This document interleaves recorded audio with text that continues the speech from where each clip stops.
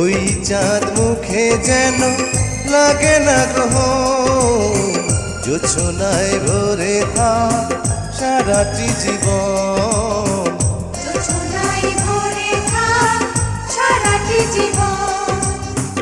ওই চাঁদ মুখে যেন লাগে না গ্রহ, জোছনায় ভরে থাক সারাটি জীবন।